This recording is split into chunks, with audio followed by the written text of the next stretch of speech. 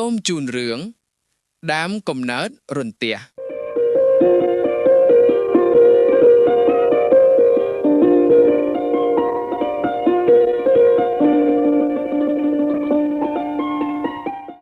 លពីព្រេងនាយមានបិសាចមួយឈ្មោះរាមាសូ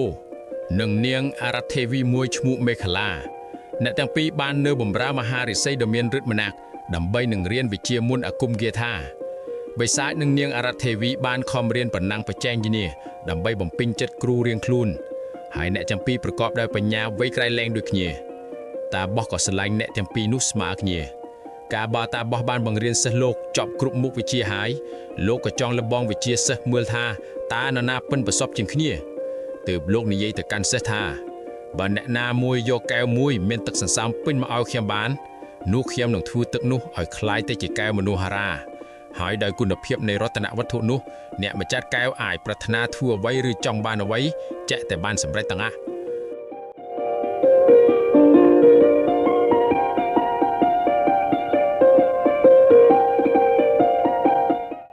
រាមាសូក៏យកកែវមួយទៅត្រងទឹកសន្សើមដែលទើនៃស្លឹកឈើនិងស្មៅផ្សេងៗវាបានខំព្យាយាមធ្វើដូច្នេះជាច្រើនព្រឹកប៉ុន្តែអាចបានលទ្ធផលល្អសោះចំណែកឯនាងមេខលាដែលជាស្រីចេះគិតវែងឆ្ងាយក៏រើសយកបណ្ដូលឈើមួយយ៉ាងទន់ស្ដោកហើយយកទៅដាក់ផ្ដិលលើទឹកសន្សើមដែលដក់នៅលើស្លឹកឈើនិងនៅលើស្មៅទាល់តែដុំឈើនោះជក់ទឹកនៅពេញទាំងអស់បន្ទាប់មកនាងអរថេវីបានយកដុំឈើនោះទៅច្របាច់ទឹកដាក់ទៅកឹងកែវអាស្រ័យដោយហេតុដូច្នេះនាងរកទឹកសន្សើមដាក់កែវបានពេញហើយក៏យកកែវនោះទៅជូនមហាតាបោះហេតុដូច្នេះហើយបានជានាងអរថេវីត្រូវតាបោះសម្គាល់ថាប៉ិនប្រសពជាងបិសាច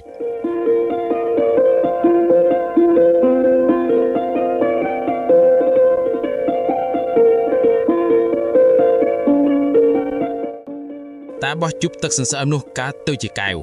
ហើយប្រគល់ទៅឯនាងមេខលាដោយប្រាប់ថាកែវនេះមានគុណភាពខ្លាំងពូកែណាស់បើអ្នកមានបំណងអ្វីមួយគ្រាន់តែលើកកែវនេះក្រវីឡើងនោះមួយរំពេចសេចក្តីប្រាថ្នារបស់អ្នកនឹងបានសម្រេចភ្លាមមួយទៀតដោយគុណភាពនៃកែវនេះអ្នកអាចហោះកាត់អាកាសពពកច្រកអាចជន្លេនទៅកាន់កន្លែងណាក៏បានទាំងអស់នាងអរថេវីក៏ទទួលយកកែវនោះមកលើកក្រវីឡើងលើស្រាប់តែហោះវឹងទៅលើមេឃតម្រង់ទៅមហាសាគរ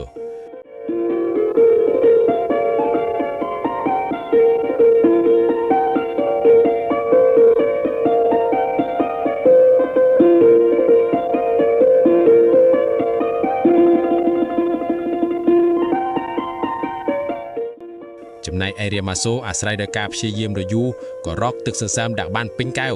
ហើយយកទៅថ្វាយមហាឫសីពោលថាចៅឯងយករបស់នេះមកយឺតយូរពេកហួសពេលតាត្រូវការឥឡូវតាបានឲ្យរតនវត្ថុនោះទៅនាងមេខលាទៅហើយមុនអាគមគាថារបស់តាអាចជប់វត្ថុបែបនេះកើតបានតែមួយដងគត់ទេការបានឮមហាតាបោះថាដូច្នេះរាមាសូក៏កាត់សេចក្តីទោមនោះពុនពេកប្រមាណហើយក៏ស្រែកយំមិនដឺតអណ្ដោកយ៉ាងខ្លាំងដើម្បីលួងចិត្តបិសាចតាបោះក៏ប្រាប់ថាជូចៅកុំកើតទុកខ្លាំងពេកចាំតាឲ្យពូថៅមួយពូថៅនេះអ្នកអាចយកទៅឆ្លក់ដណ្ដើមយកកែវពីនាងអរថេវីមេខលាបាននាងមេខលានេះចូលចិត្តហោះហើរលេងនៅលើអាកាសដើម្បីមុជទឹកភ្លៀងនៅពេលដែលមានភ្លៀងម្ដងចូលអ្នកចៅពូថៅនោះទៅលើវានឹងបក់ចៅកែវដ៏មានតម្លៃនោះប៉ុន្តែបើនៅពេលប្រយុទ្ធគ្នានោះចៅឯងឃើញវាលើកែវឡើងក្រវីចូលចៅឯងបិទភ្នែកភ្លាមមុននឹងចោលពូថៅទៅលើវា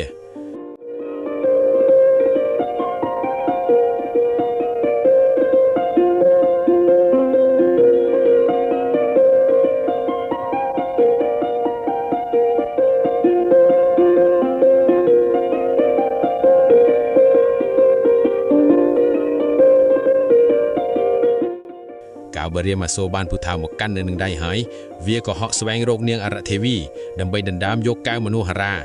ប៉ុន្តែបើបានឃើញនាងកៅណានាងក៏យល់ឃើញថាបិសាចនេះប្រកាសជាមកមានបំណងធ្វើអាក្រក់មកលើនាងពុំខានទើបនាងលើកកែវក្រវីឡើងហោះទៅលើអាកាសវិហារខ្ពស់ក្រៃលែងខ្ពស់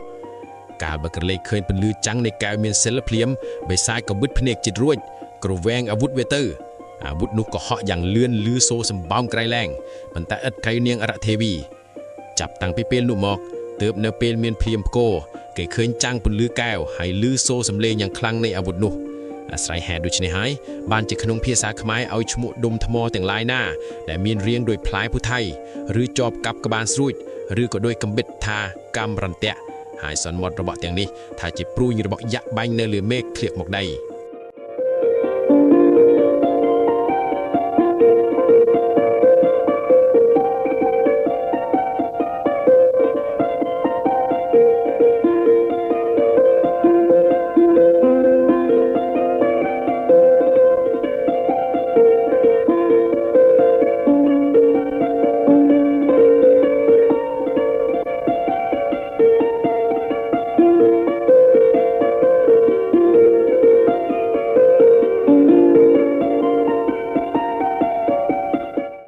សាច់រឿងដែលបាននិទានខាងដើមនេះក៏ដល់ទីបញ្ចប់ត្រឹមប៉ុណ្ណេះ